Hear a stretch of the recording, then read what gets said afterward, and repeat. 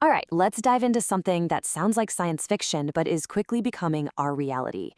We're talking about how our devices are learning to read our feelings and what that means for, well, for everything.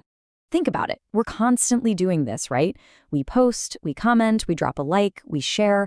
We are actively and consciously telling these platforms exactly how we feel about pretty much everything.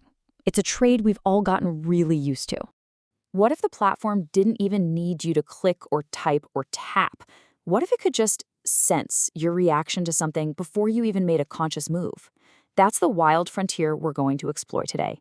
So let's pull back the curtain on the actual tech that's making this possible.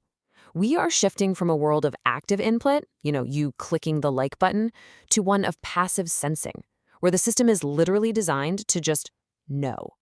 And this isn't some hypothetical, far-off idea. This is a direct quote from a United States patent.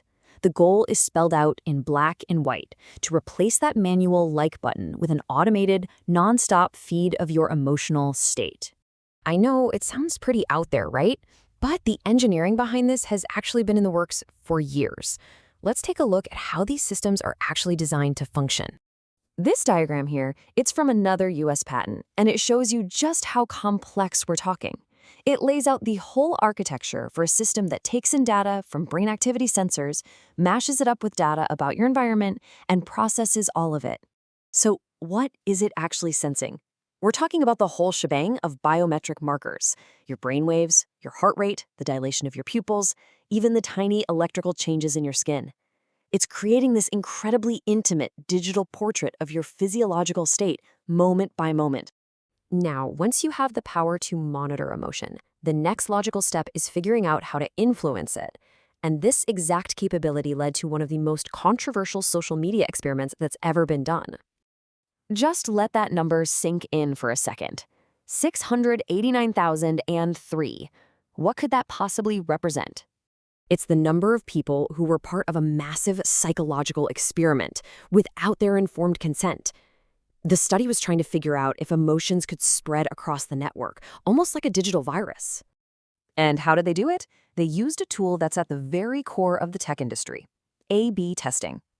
It's basically a method for trying out different versions of a feature to see which one works best. Whether best means getting more clicks, more engagement, or, in this case, a different emotional reaction. So here's how the experiment worked. It was actually super simple. For one group of users, Facebook's algorithm was just tweaked to show them fewer positive posts from their friends. And for the other group, it was tweaked to show them fewer negative posts. And the most important part is it worked. The study found that moods were, in fact, contagious. Seeing less positive stuff made users post more negative stuff themselves. The platform wasn't just a mirror reflecting its users' emotions, it was a dial that could be turned. That ability to influence emotion on a massive scale has consequences that go way, way beyond a person's mood. And it leads us straight into a scandal that rocked the world and raised some fundamental questions about our data, deception, and democracy itself. So this slide basically lays out the playbook. It all started with an app that scraped data not just from the people who used it, but from their entire friend networks.